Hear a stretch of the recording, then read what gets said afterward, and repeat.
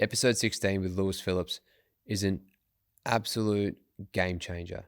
We start off by understanding what your purpose is and really then start from there, gather an idea of how he got into the position of fitness and health and well-being, now leading one of the biggest communities of run groups going around, having over 240,000 followers and being envied by a lot of runners out there that maybe don't get the same engagement and social following that Lewis does. He breaks down real world scenarios and we go into our own scenarios of upcoming runs and talks about how he's about to do an ultra marathon in Bali where he initially wasn't going to do it. Furthermore, we go into some of the trials and tribulations that Lewis has had to go through in order to become the success he is today. Even if he doesn't quite think so, he's at the pinnacle just yet. Let's get to the show.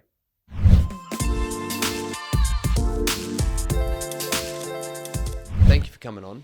I appreciate it. And, you know, I've started off these podcasts now with a question that relates to something that I sent to you throughout the week, which is, you know, if a high population of men passed away overnight and there was a small group of hungry, ambitious men left, and they seeked you, Lewis Phillips, to come on a TED Talk and to present to these men, what is a topic of conversation that you would speak to them about that you'd feel comfortable, open, and experienced in doing? And for you, one of the biggest things that you came back with was finding your purpose. So what about you and what you've done has allowed you to be able to talk about something like finding your purpose? Well, firstly, thanks for having me on. Finding my purpose, I think, and I'm sure we'll go into it more in the podcast, but early on from a younger age, I doubted myself completely. And I think it was with good reason. Growing up, shocking at school, not necessarily, not a bad kid, but just academic wise, really poor, really behind in class, ADHD, auditory processing. And I think with that came a lot of self-doubt, and being in an APS private school, I was very fortunate to go to one, but everyone around me is going to be accountants, CEOs, lawyers, etc. And I'm looking around going, I don't even know my 3 times tables. What chance do I have of finding my purpose? And so with that, has been a big kind of journey in finding my purpose. And so then based off that, where does one start when they're trying to find their purpose? Yeah, it's a question I get so often, and it's almost concerningly often, is that the lack of purpose people have, especially young men, I think, in this world. And it's not to panic if you don't have purpose, but my answer always goes back to helping others and service, because that's where I've found the most purpose for myself and in what I do, which is a content creator in the fitness sphere. But it's all the more I help others, the more purpose I have for myself. So it's been it for me. In terms of then helping others, there's a saying around it's selfish to help others because you feel good. Right? And it's a beautiful thing because you just realize that you take your ego out of it. And at the end of the day, you're still really helping yourself, which is a wonderful thing. You're now at a stage in your life where you're helping others through the idea of fitness and strength and being able to run and build community. I guess for people that are starting with a very small base, what is it that they can do to help others on a day-to-day basis that you think can amplify and grow the fire to be able to really get their purpose up and going? Yeah, I mean, a quote I love is you start where you start. So if you're let's say super unmotivated, you can't even get up and have a shower in the morning, well then just getting out of bed is a win for you. So it's all kind of relative to the individual. But from a fitness perspective, I think the everyday person can start by firstly going for walks. It sounds so obvious, but not enough people do it.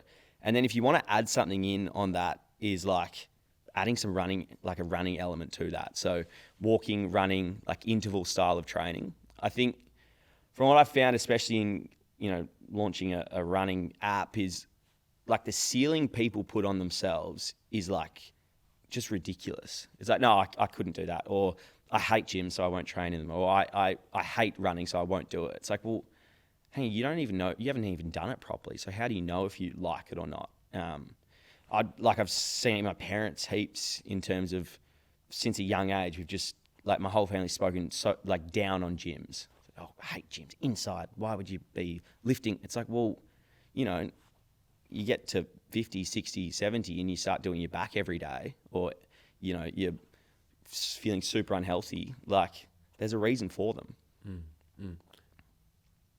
Why, out of everything, fitness? You speak about your parents potentially saying that you don't like the gym, you should be outdoors, but why fitness for you? What stemmed that for you moving forward? I think that positive feedback loop is always a common reason as to why anyone does a lot of things. But for me, it was, growing up as a kid, obviously not great academically, but just heaps of energy and found like so much love in fitness. And then going through the years of school, getting through year 12, and then like post school, just like first year, I did a gap year, and then like first year uni, I was building my body up, and I was quite a small kid. And I think the questions that I got asked, like the communities that I got involved in by doing fitness, just meant I was like, no, I want to do this. I'll go into your knowledge of running and fitness in a second, but I think something that you've mentioned that has been almost glorified in a weird way is ADHD. And people are talking about it being some sort of superpower and this and that, but there's also, like, it was interesting. I was actually speaking to my little sister about you last night. I picked her up from uni. Yeah. And I said, I'm interviewing this guy. He's a good guy. His name's Lewis. And he had ADHD growing up. And she's like, one of my best friends had it. Yeah. And it would literally get her to the point of exhaustion and almost fainting if it got too stressful for her. She's like, there is nothing glorified about ADHD. No. Can you explain to me what that was like for you growing up? And at what stage did you start to reposition your thoughts about how you would navigate through having ADHD? Yeah, I mean, it was like growing up, I wasn't like, I'm this way because I have ADHD, which I think is a blessing. So I never, like, I don't know any different in some way. But I did like realize going through school and stuff, I was like, I started calling myself dumb. Like I'm an idiot. Like compared to everyone here, I'm the dumbest in the class. And then, that catches on within the classroom. And then you add in like, I'm getting taken out of PE to go to special ed to do extra times tables and stuff. Like that's where I really struggled with it. So to be honest, like I haven't known any different to say like, I wouldn't have it this way. I would have it this way. But from a confidence perspective and like growing up through school, it absolutely smashed me and smashed my confidence. And it might not have been like obvious to look at me and say, oh, this kid's lacking in confidence, because I was super confident, outgoing. But like I was very kind of like, I had no confidence within myself. And I think that's where it hurt me the most, particularly early on. How did that change for you growing up? Oh, it's a great question. I think like embracing it first and foremost is like kind of, I found a good way in like humor around it and like taking the piss out of myself. Like that's always worked for me. And I love having a joke and love it when people hang shit on me. Like I got no issues whatsoever. That was first thing.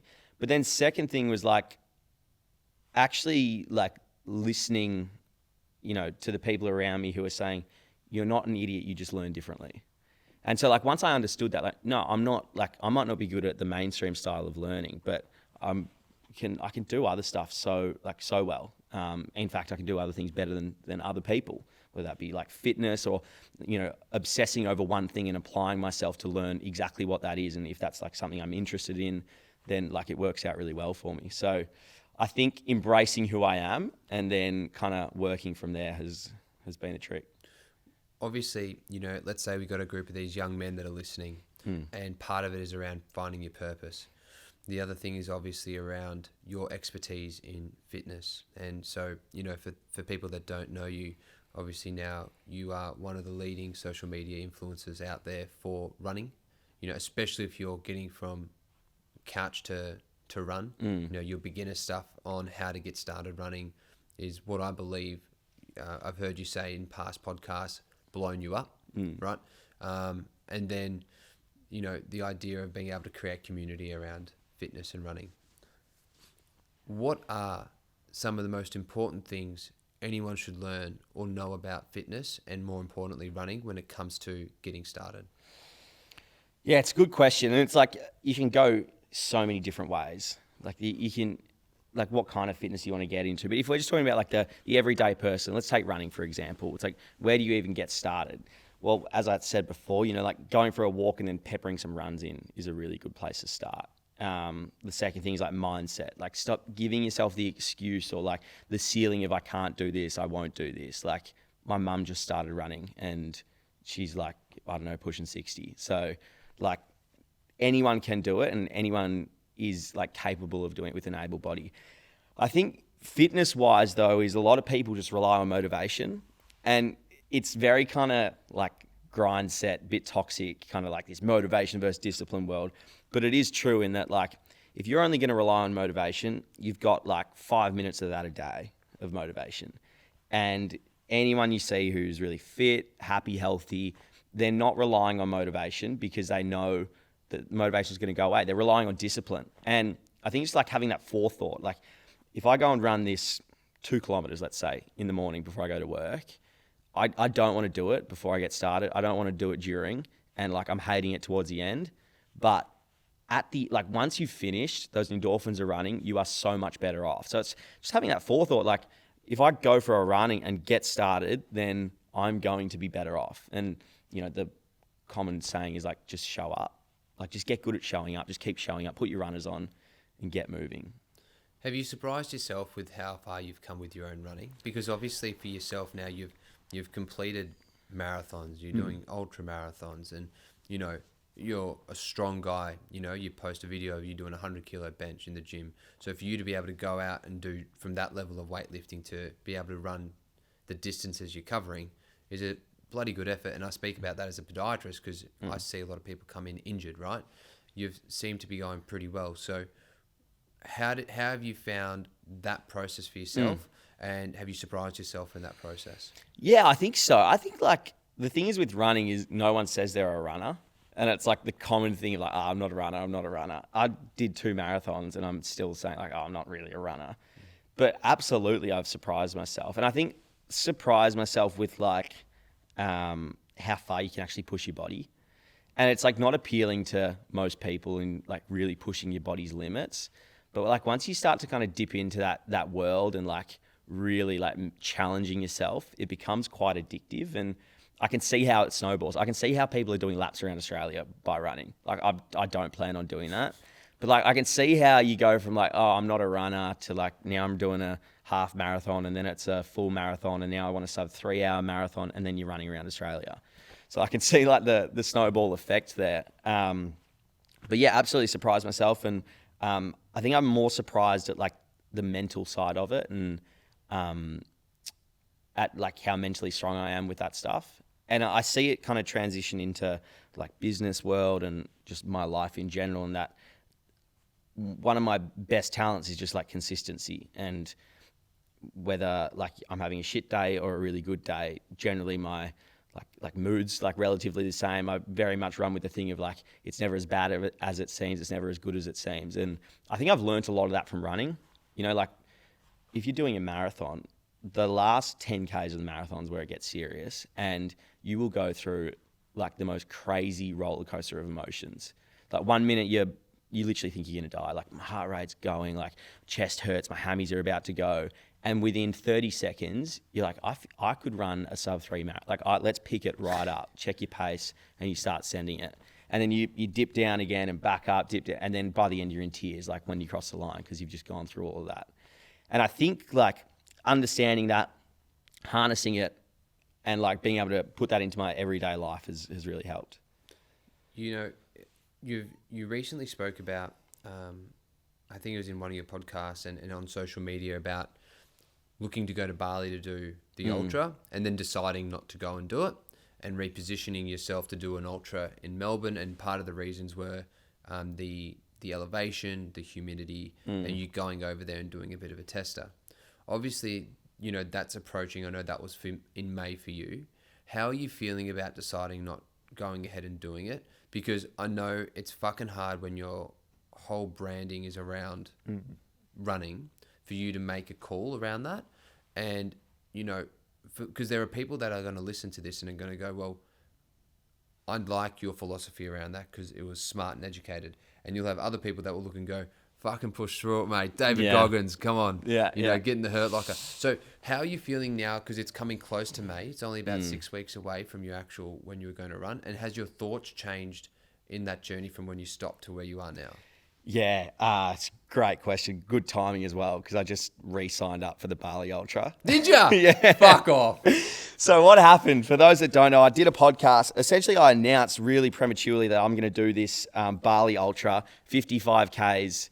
And then I went to Bali recently and did 4 Ks of jogging. And I was like, I cannot run in this humidity.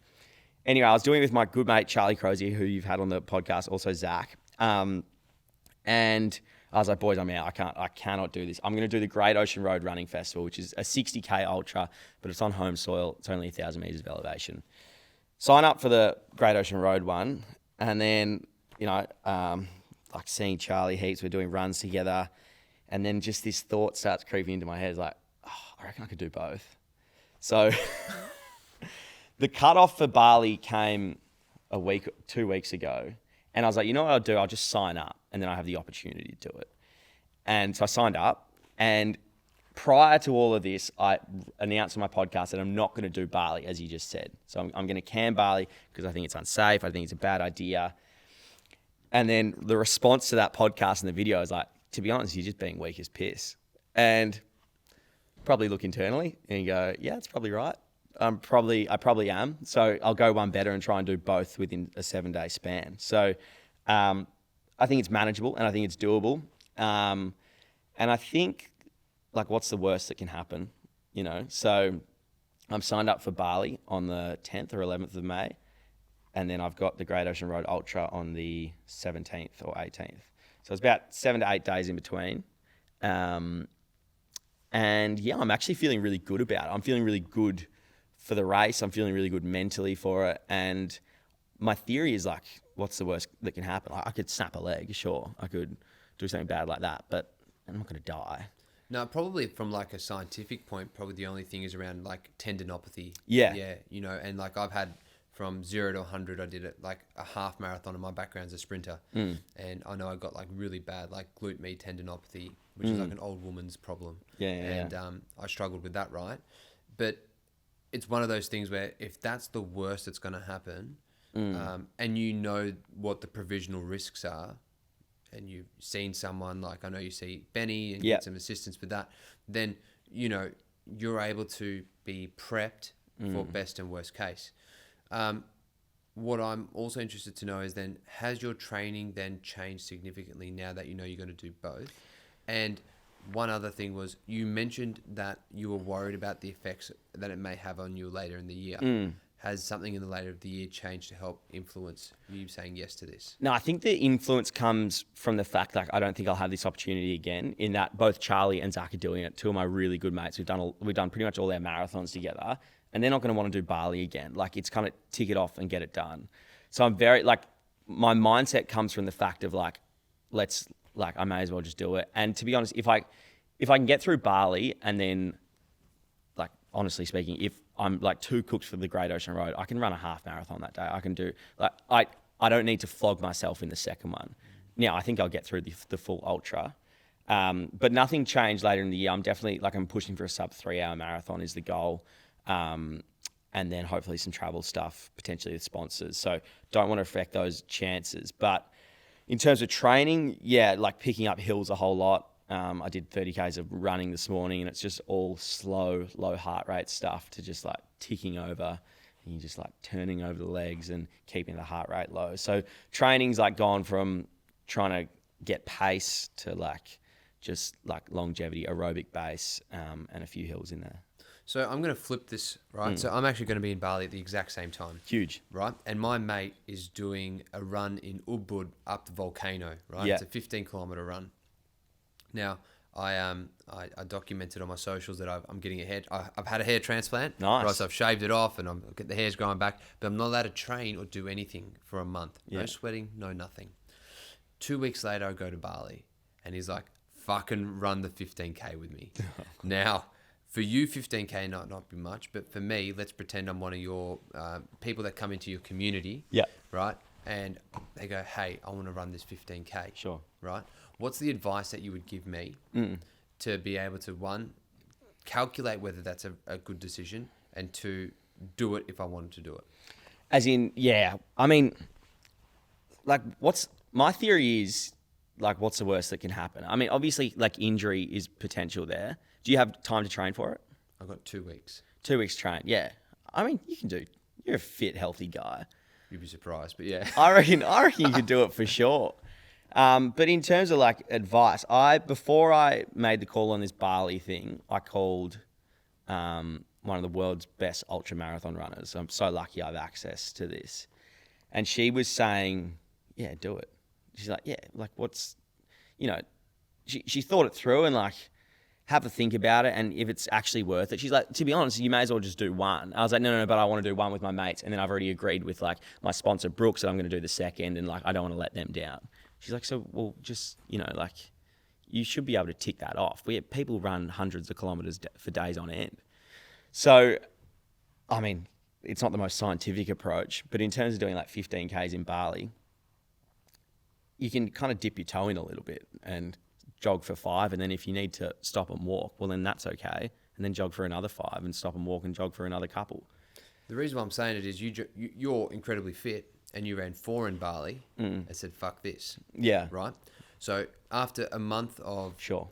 lack of conditioning, I'm going over there, and the reason why I asked you is because there are people that go on holidays, go on trips, will download your app INTVL, will start to look at ways in which they can progressively build up safely to be able to do that. But there are also times where there's opportunities like running with your mate, like I'm going to run with my mate, where this is a once in a lifetime opportunity. So let's talk about conditioning. Yep. Are there any conditioning tips, let's get really specific, in a 2 to 3 week time block that you would give someone if they're saying, look, like I know how I would do it if someone would come into me as a client, but I'm interested in your perspective. How would you go, right, you got 2 to 3 weeks. You've got an optimum opportunity to run in a high humidity climate. What is it that person would need to do to give themselves the best chance? Oh, I mean, like, for me personally, you just like condense a long training block into 2 weeks is what I'd do. But then also you're going to need a taper week at the end there. So you've pretty much got a week of running to do. But then in saying that, you don't want to flog yourself so much that you just like, that you've hurt yourself a lot. What I'd recommend is doing like a long run, let's say on the Monday, 2 weeks prior, doing a long run, whatever you're capable of. Let's say it's like 10Ks. Tuesday, like I love to double up training days. Tuesday, go for a swim. So like alternative forms of training, a lot less on the joints. Wednesday, rest day. Thursday, do another run, maybe like 7 sets of 1K efforts, like just interval training. That's Thursday. Friday, you're doing like a bike ride on a stationary bike. If you have access to like a climate room, what are they called again? Altitude room, like train in that as well. And then pretty much from there, you're tapering because you got a week to go. So the Monday comes around, you'd want to do like a really low heart rate recovery run, like 140 beats per minute heart rate, going like 5Ks, really slow. If you have to walk during that, then that's so fine as well. Walk, jog is like preferable. And then from there, yeah, just a couple of longer walks after that, and then send it and hang on.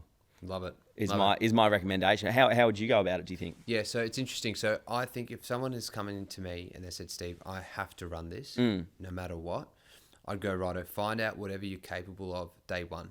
It's a testing day. So if you're capable of being able to run the 15K, at least you know in the back of your head you can do it. And if you're not, find out where your threshold is, because then you can iterate that process as quickly as possible. So, some people regain their fitness really quickly, some people don't. I like the idea of obviously adding in non-weight bearing exercise to complement the weight bearing stuff so you can keep your cardio going. But then I would then determine based off how they went on their first run, whether they have a taper week or they don't have a taper week. Because if their capacity is good, then I would go, okay, then we can start to work around altitude rooms more and non-weight bearing stuff more, and add in some spontaneous running as long as you've got good sort of 36 to 48 hour rest for tendon recovery. But if their initial conditioning is not good, then I would say, let's condition you so you build the confidence in the body so that when you go over there and you have an adjustment in humidity, that you've still been able to click over a certain amount of Ks. And then after that run, you will taper off. So I don't know, that's probably just the only position I'd change. Yeah, interesting. No, that makes sense. I've always found like that tape, obviously I've never done a training block that's 2 weeks, but that taper week is just everything for me when it comes to race day. If I have like a really solid taper week, and it can't be too long, like if you taper for too long, you're in so much strife, because then you just feel heavy and lethargic. But if you don't taper enough, then you feel robbed. Yeah, and you know, it's nice to talk about stuff that isn't conventional, right? Yeah. Because everyone talks about the ideal training block, the ideal fucking way to get strong, the ideal way. But at the end of the day, not everyone's got an ideal situation. No. You know, and so sometimes having these conversations is nice, because people go, well, you know, I want to get fit for a wedding and I've only just decided that I want to do it now. Yeah, awesome. And it's like, all right, well, let's get started. Let's get moving. Yeah. You've got 3 weeks. Fuck it, whatever. We'll do whatever we can. Yeah. Here's your diet plan. Or I want to start running and I want to run this race. Yeah. But obviously there's a component of that where you go risk versus reward, and having someone on your side. You know, you have your therapist where you go and you go, this is what I'm doing. I need to be sweet to be able to do the Great Ocean. Yeah. I've got a sponsor that's looking after me for that. What are the risks and what are the ways that I can mitigate that risk? And that applies to everything that you do. Yeah. I'm super lucky in that I've got a sports and exercise scientist coach who does all my programming. Always has. He does all the programming for the app as well. And he, like, I'll throw spanners at him all the time. And he'll give me the spiel of like dangerous, or you could do this. I go, yeah. And then we like fight, and he'll just create like the best program possible to try and get me to that stage. He's like, look, I think if you can knock this off, you should be able to get the run done.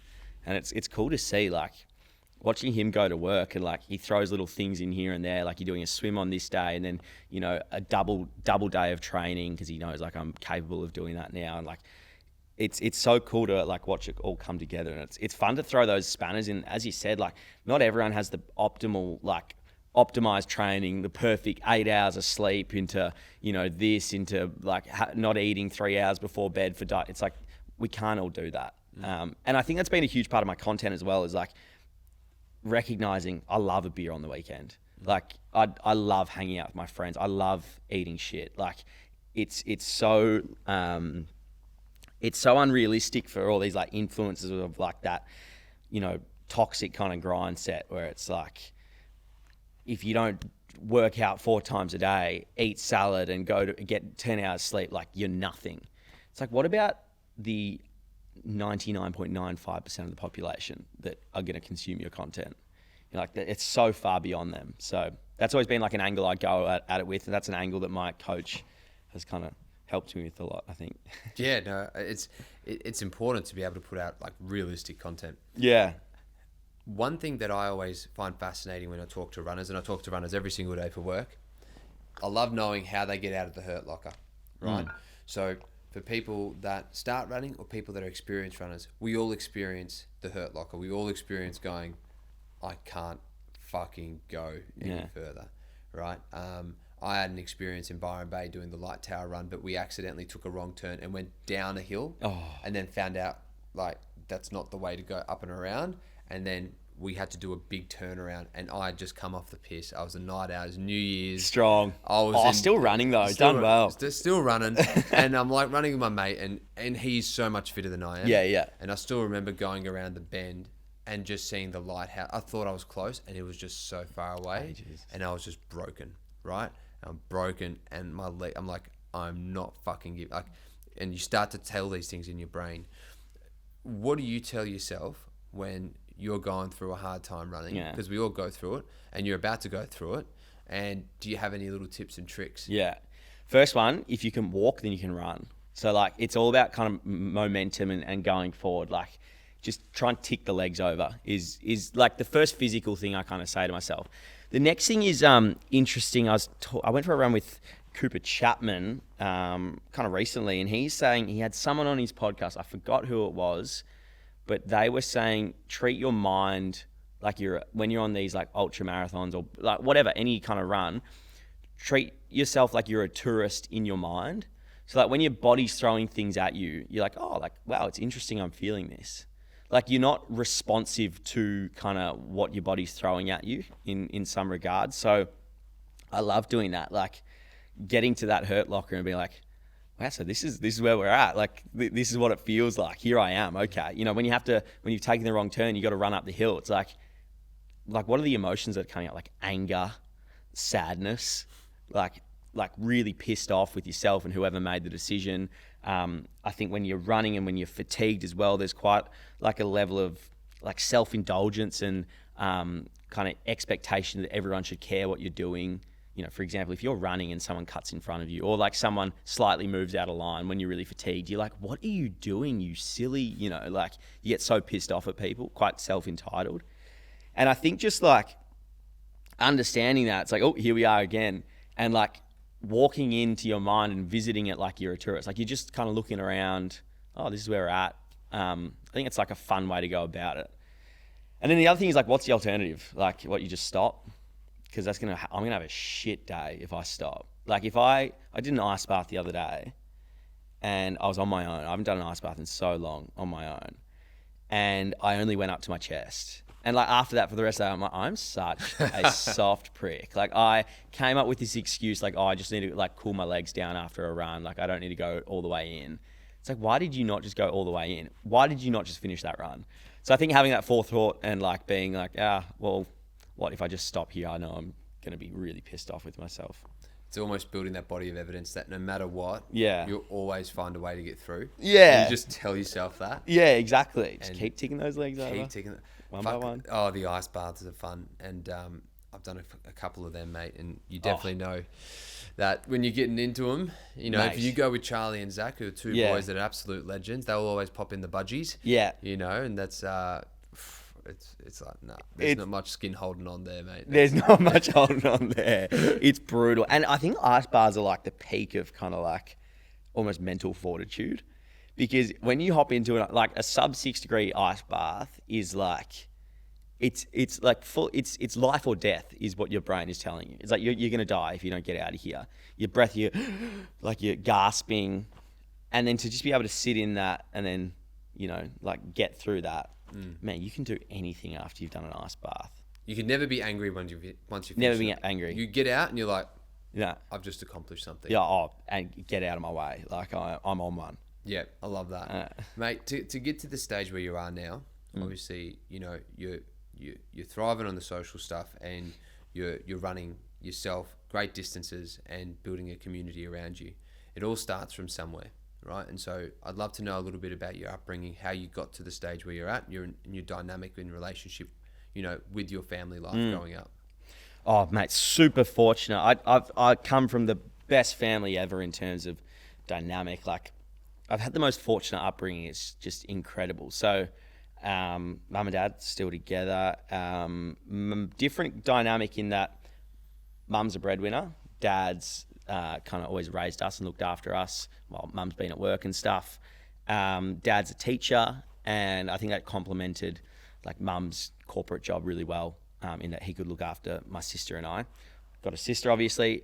She's like my best mate, still are. We catch up all the time. I was literally just on an hour-long phone call before I came in here with her. So we catch up all the time, and it's been like a fun process. I think growing up, I caused mum and dad a little bit of trouble in some regard at schools, and nothing crazy, just like, you know, getting called into the principal's office a fair bit. Like, I wasn't a bad kid, as I said, but just like, you know, always so inquisitive and so loud and outgoing, and teachers didn't know how to handle me and stuff. So that was interesting for them, but I was lucky that my dad's a teacher and kind of knew exactly what to do. So from an early age, I actually got put in a Steiner school. What's that? So it's like an alternative form of learning. It's essentially like learning with your hands. You have your same teacher from grade 1 all the way through to year 6, and then from year 7 all the way through to year 12. I obviously didn't go on through to year 12, but I did from, I think, grade 1 to year 5, and then went to Wesley from year 6. But Dad recognised from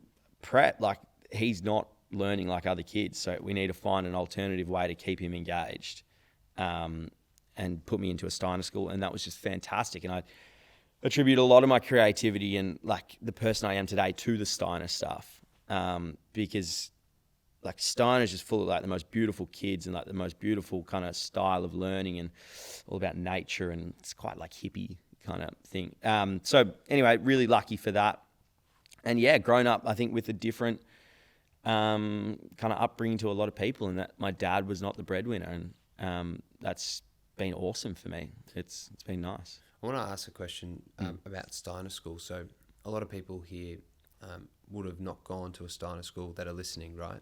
So do you have to be eligible to go to a Steiner School? Is a Steiner School just like, doing another form of like education, or like can you run me down a little bit on that? Yeah, no, you don't have to be eligible. Anyone can go.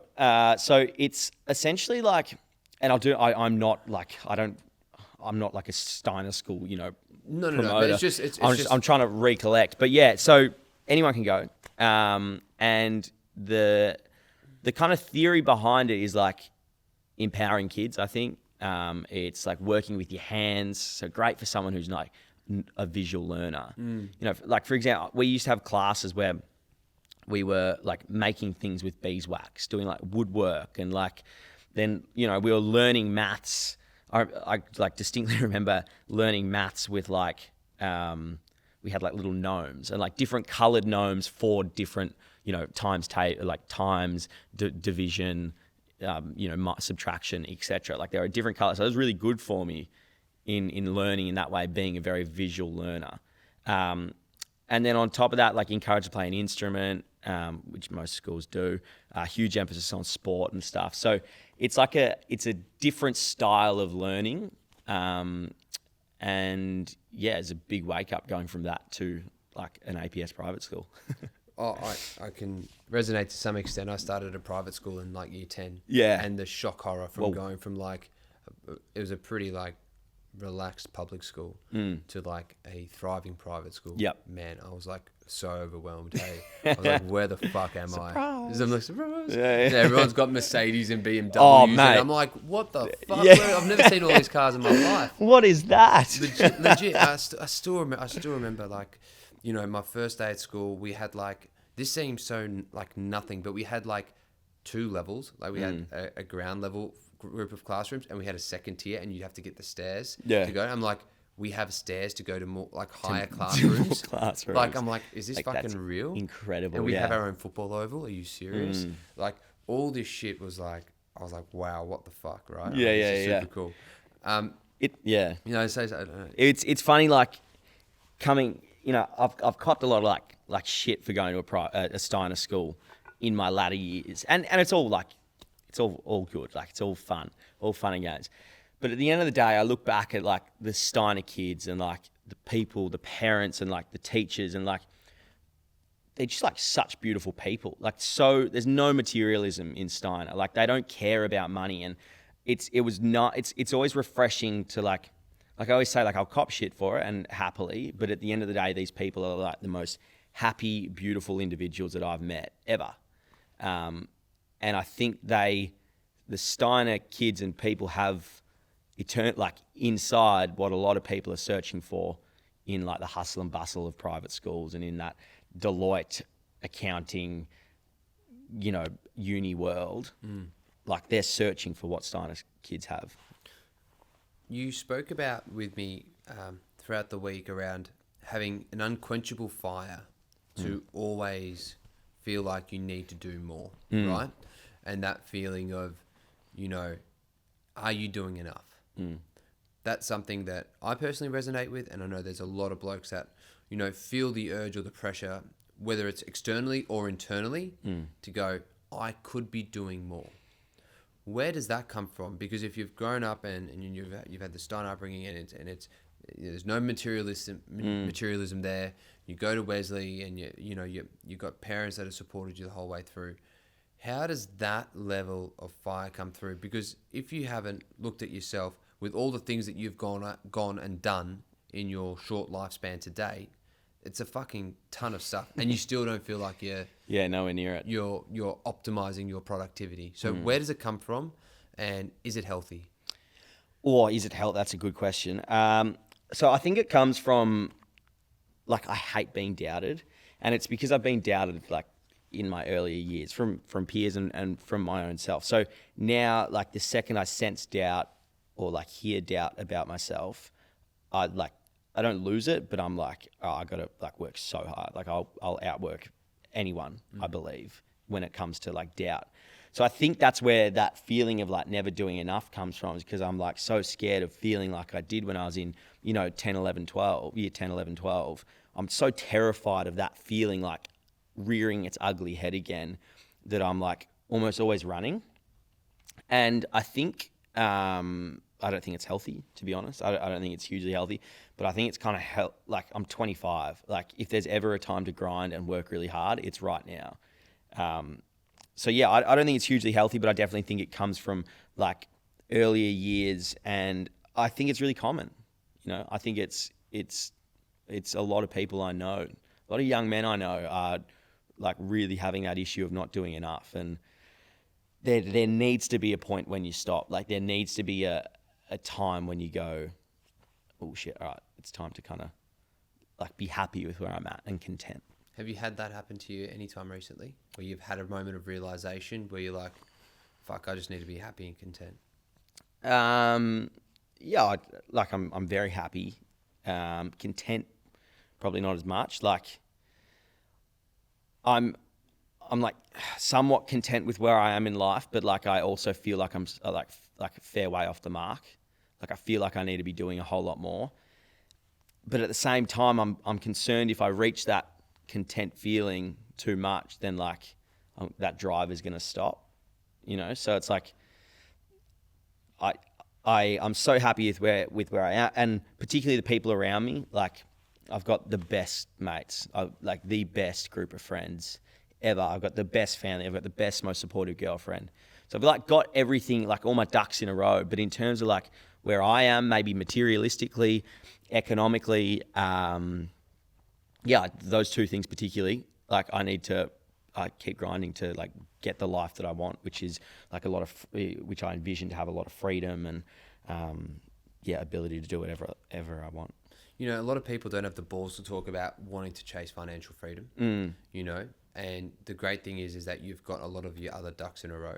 And I think it's sometimes demonized the fact that, you shouldn't want to have money, right? And it's an interesting juxtaposition based off where you were, at primary school. But I have a very similar thing. I'm not afraid to say that I would love to have more money, right? Because it allows me to put in back to the other values that I have. So from your perspective then, what does the goal look like for you? If you're comfortable enough to share it. I wouldn't even have a number. Like I don't have a number I could give you, but I think in terms of lifestyle, it's freedom is totally what it is. Like I haven't had a boss for the last 4 years or something. I've been completely self-funded and like working like, for myself. So I like continuing that, but then also like, I've never spoken about this before, but like I distinctly remember younger years, like mum and dad struggling to get my sister and I through private schools. And like for those that like, they're so expensive. So I cannot imagine how they managed to do that on pretty much one salary. Like mum and dad just like busting their balls to try and get it done. I think a little bit of that dipped in through stress to like my sister and I's life in terms of like constantly hearing about the stress of money. And I think when you're a kid, I remember thinking like, fuck am I meant to do about it? Like what can I do about cash? I'm, 14. So as I've gotten older, like I would hate to kind of inflict that feeling on my kids. And I'll just preface it by saying like, I haven't had any issues in regards to that, but I think that's where my drive comes from with it. So like when the thought of financial freedom is totally like that feeling of like, if I could just lock a bank account away, which I know has really sufficient funds, and just be able to tap a debit card for the rest of my life and just never think about cash, like that's goals essentially.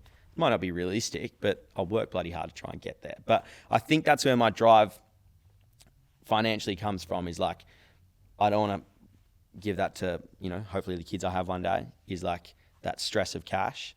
And then also I don't want to be in that stress of cash. Sure, man. And I'm the exact same, single income family. And my brother and I both had like a subsidy to go to private school through scholarship, but it was only a subsidy and it is so expensive. And I'm thinking, from when I went to school to even now, the kids going through private school, I'm like, some of them are 30, 40 grand a year. Yeah. It's per kid. Oh, mate. By It's- the time we have kids, like... Like by the time, yeah. plus, I mean, plus. my parents are a little bit more worried about that because I'm 34, not 25. But anyways, that's a different kettle of fish. But you know, I think that's really interesting, and I love people that are driven to be able to want to have that type of lifestyle as well. Because, like I said, people can demonize money when they've grown up, when they've been told money doesn't grow on trees and money is the source of evil. All right, or you can say money flows to me abundantly, and you know it enables me to be able to put back into the values that I really care about. And I think if you come from the right ethos, you know, there's nothing wrong with fucking going for it. Oh, mate, 100%. Yeah, and I think it's like, it's healthy. Like, that, it's okay. You're so right. Like, as I said, I've never spoken about it because the ramifications can be huge as well, particularly in like the business I'm in. Like, if I spoke about this on my own podcast just randomly, let's say I was doing a solo podcast, the comments that come from that are just like, well, you just make the app for money. Like, you're just doing this for money. You're just doing this for money. And then like, it's, you know, you almost get cancelled. But I think when it's spoken about in the right platform, like, you need to be remunerated to be able to put out good content, to be able to help others. Like, the more cash I have, the more I can help others, is the way I see it, essentially. 100%. And that's, I think, it's important to know. And it's also how you value your time. Yeah. Right? And so, yeah, I think for people that are listening, there's nothing wrong with having that as a goal, because there's a lot of that culture being cancelled out where you can't have a nice fucking car, or you don't want to go on the fancy holiday.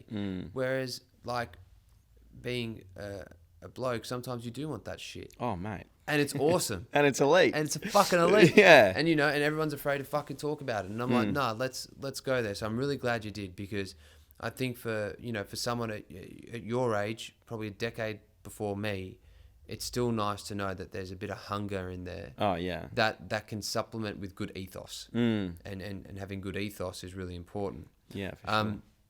You spoke about a time to me previous to this where, you know, 2023, you had some adversity that happened.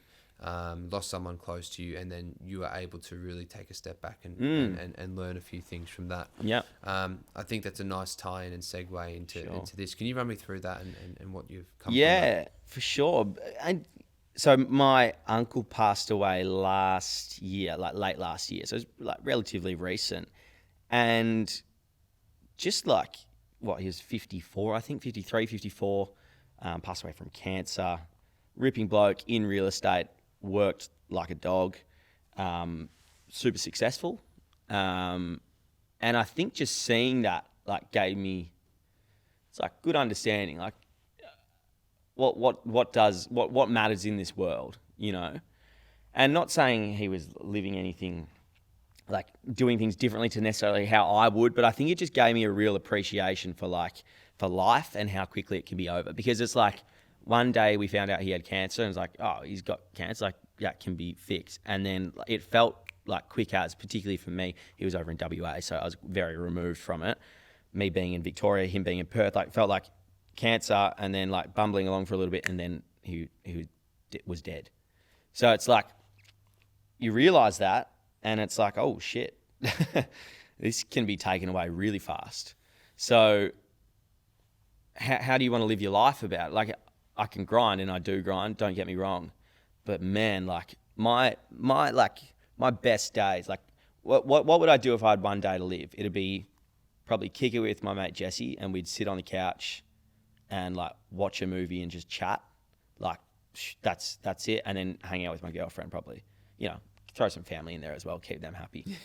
But like, so like me understanding that was really important, I think, because if I'm just like turning down all these events to see my friends and to grind and work really hard, like, what if I die tomorrow? Like, that could be, you know, catastrophic, and I'd feel like I've really been robbed. So I think that first and foremost was big for me. But then also, you know, real estate, man, it's a dog of a business by the sounds of it. Like, it is grind set, it is working hard, it is a badge of honor to be having 4 hours of sleep and getting up the next day, doing your thing, training like a dog, working like a dog, no sleep.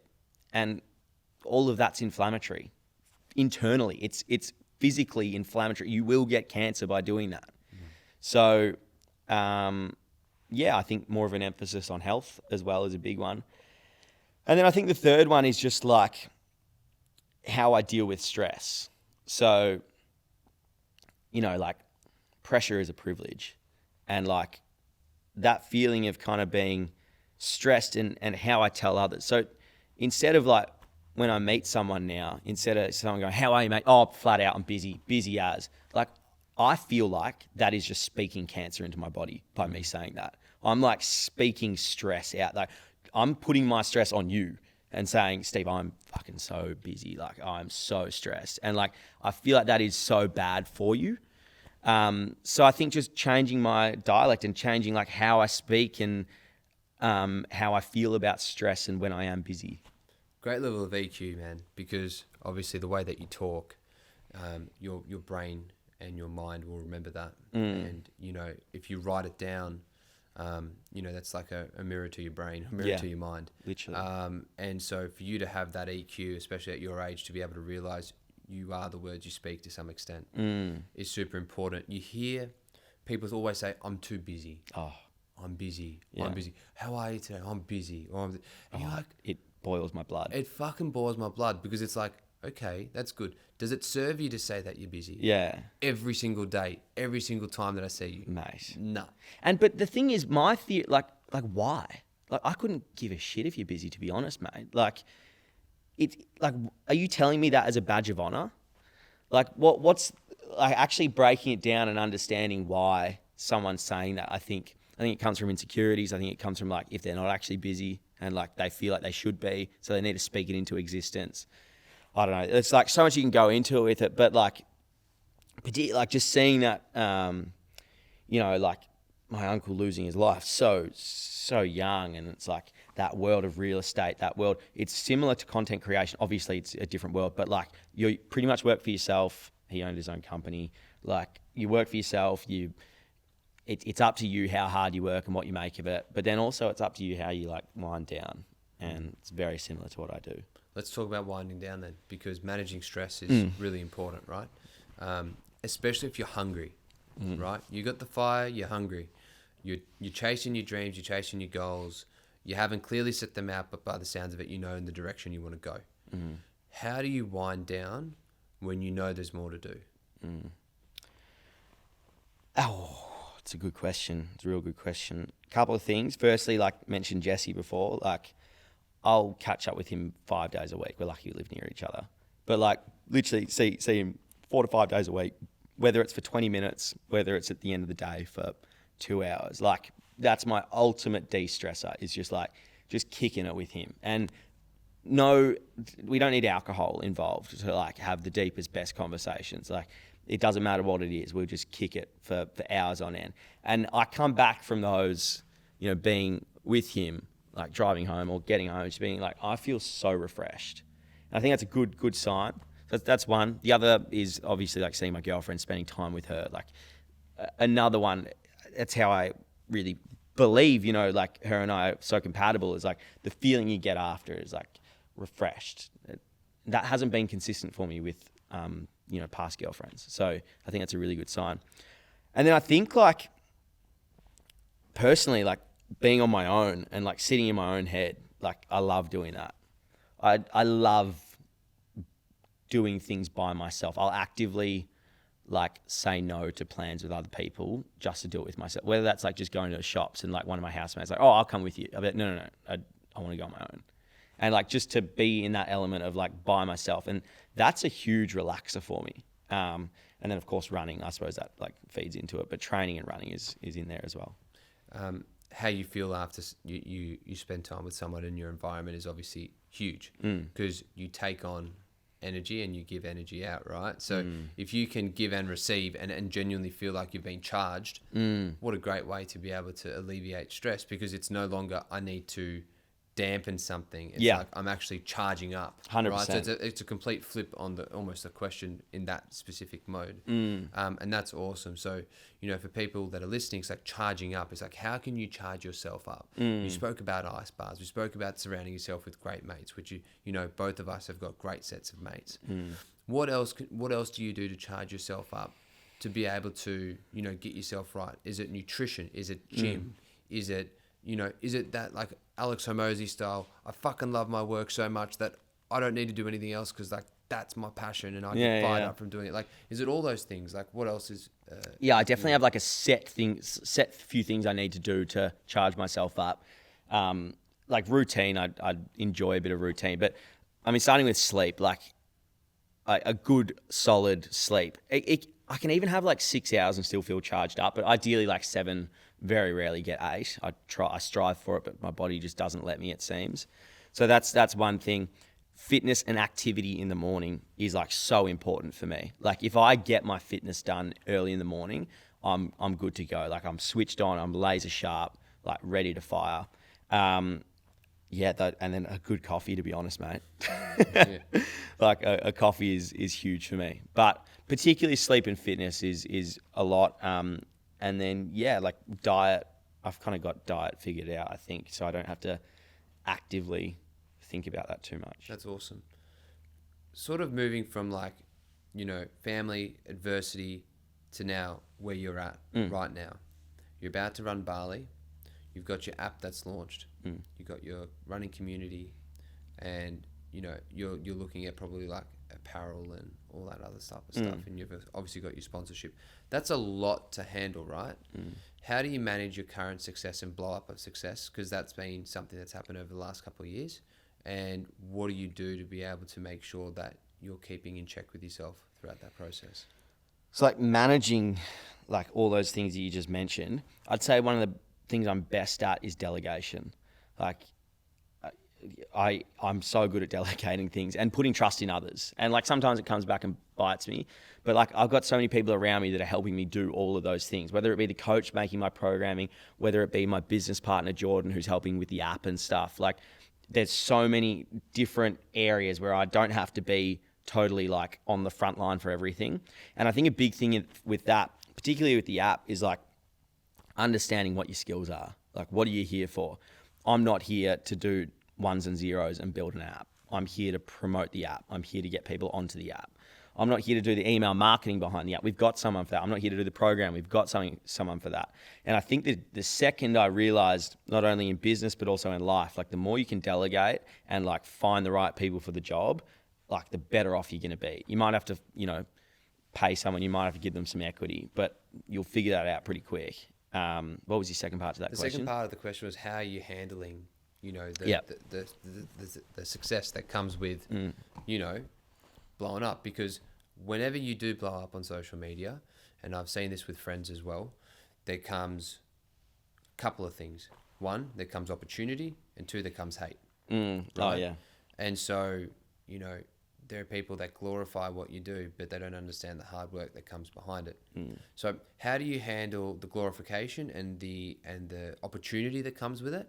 And how do you handle the hate that comes with it as well? Because you're going to get both. Yeah, well, I mean, I think like even just from like a metric, I've gone through a lot of it in that I blew up on social media, got to like 200,000 followers, and then like started losing followers. And like when you blow up on social media, you got everyone coming up to you like, oh, like people you know, like that's I saw you got 200K, that's awesome. So like straight away you got this like your worth is building, like your identity is the followers. Then you start losing that, and like there was a good couple of months there where I was like I'm nothing because I'm losing followers. Like, I suck. And people are reminding me online, like random followers and stuff. You know, haha, you're losing followers. Like knew you'd fall off and stuff. And it's like just there's a lot of anger in the world, and you notice that when you're on social media. Yeah. When this podcast blows up, the hate it's a driver. But and then you know you start to pick it up again. But on the pickup, and like I've kind of got my following, I suppose, back to where I wanted it, and like on a trajectory which is up and right. But I know to like take my worth and my value away from that, and I think that's helped a lot. And then with the hate, like dealing with it, I think it comes back to the people you have around you. Like that's everything. You know, I went through like a really public like end of a relationship with like a business partner with a business, and like I always said within that process, like I was literally getting death threats. I was getting people were egging our house. Like things were just like going crazy. And all that way through that process, I said, as long as I don't lose my best mates, my family, or my girlfriend, like this shit's not real. I couldn't care less. And that has just served me so well. And I think it comes back to the thing we were saying at the start, where it's like, it's never as bad as you think. It's never as good as you think. And I totally like resonate with that. It's like with the success stuff, like you might see your favorite influencer, you think they're killing it. Like, trust me, it's not as good as you think. But also, like, if you see them flopping, it's actually not as bad as you think. So it works both ways. And I think like taking that into success and, you know, demise, it's the only way to go. Can I dive into the threats and stuff? Because like I've personally never had to experience it, but there are a lot of kids in schools, high schools and adolescents that now that, you know, keyboard warriors are a massive thing. Yeah. That receive such horrific messages like that. How the fuck do you navigate that? Because I've got no conceivable idea of what I would do. Tough as a kid. Like, it's a whole new world, I think, if you're a kid receiving that stuff. Let's say late adolescence, you know, 16 plus. What I was doing is like I had one message from like a small account, and it was, you should put a gun in your mouth and pull the trigger right now. And it's like, there was something else in there, but just something so like aggressive. And it was like really graphic, like I want to see your brains on the wall kind of thing. It's like, shit, man. But then you like literally sit in that and think about it for a second and go, imagine like the anger and like the feeling that person has within themselves to send that message. And I think it's such like a cliche response, that thing of like, oh, well, like imagine how they feel about themselves. But genuinely, like, this kid is hurting if they're sending that to a random person. And I understand within social media and like the throes of social media, it's easy to go one way and then you see something else and you go the other and you think everything is just like gospel. So I understand where these kids come from and that they get so bored in and they get quite emotional with it, so that their emotions outpour and they don't know how to handle it. So they message Louis Phillips and tell him to kill himself. But like, for that process to not be stopped along the way, like that kid's dealing with some rough issues. So I think like it comes back to a little bit of compassion. And I'm not saying that trying to be like a, you know, white knight of like, great guy, hopefully get a root kind of thing. Like, genuinely, like, imagine the life that person lives. So that kind of stuff, and the hate, I think, yeah, you just cop it on the chin. But then there's also kind of hate, which is like, I feel like sometimes it's good to read what people are saying sometimes. Now, as long as it's constructive.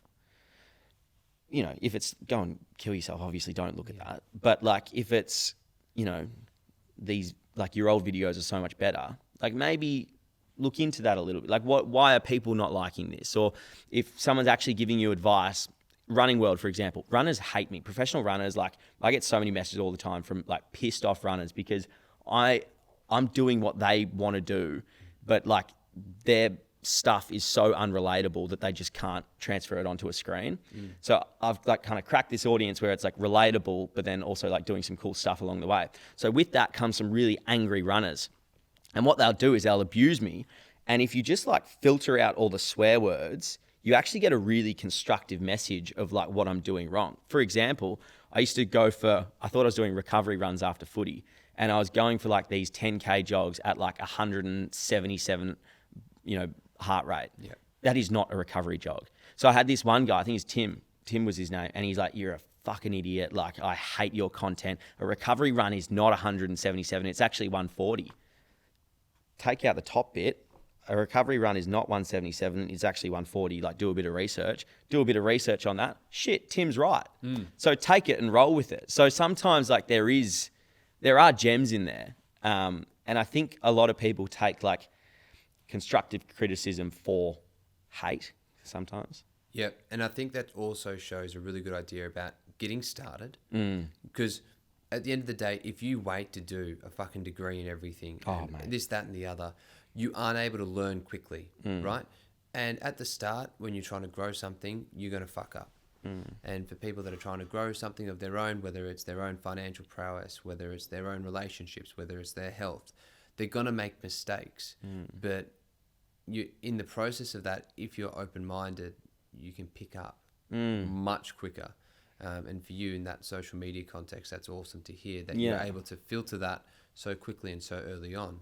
Because now the content that you're posting, and you're posting a lot of stuff, and I see it as a podiatrist, I can tell you as an authority in the space, it's great stuff. Yeah, thanks. You know, it's really, really good. The final thing I want to cover is around your running.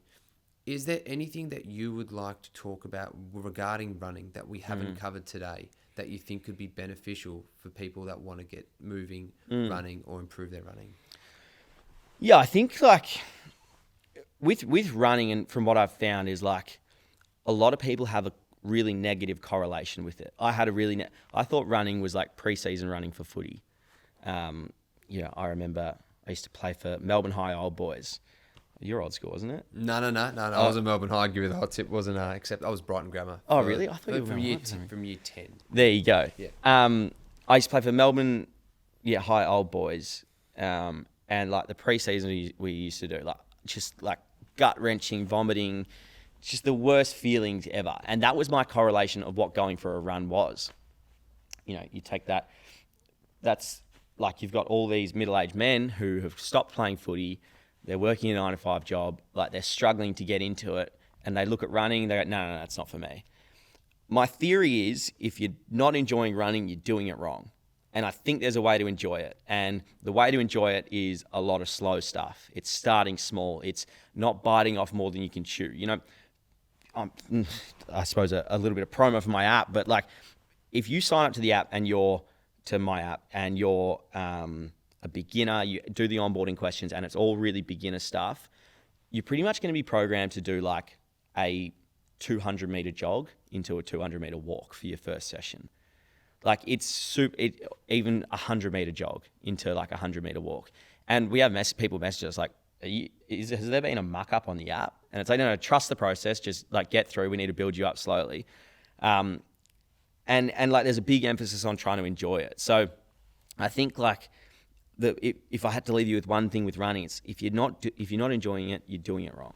That's awesome. And I think that's spot on because it is something that if you've got the body's capacity, like you haven't got previous injuries or problems that are holding you back to run, it is something that I can find just about every single person could enjoy. Yeah. And, you know, and not even mixing up the terrain, grass, sand, bitumen. Mate, thank you so much for coming on. If people want to touch base with you, whether it's through collabs, whether it's through your app, INTVL, or personally, how can they reach out and how can they sign up? Yeah, well, if you want to reach out to me, just shoot me a message on Instagram, LewisPhillips12. And then the app, you can search it up on the App Store. It's called INTVL, INTVL app. And it's on Android and Apple. And then we also have an Instagram as well. If you want a like fast response for anything to do with INTVL, shoot the Instagram a message and we'll get back to you as soon as possible. Good on you, man. Thanks for coming on. Thank you so much. I really appreciate it. Good on you, bro.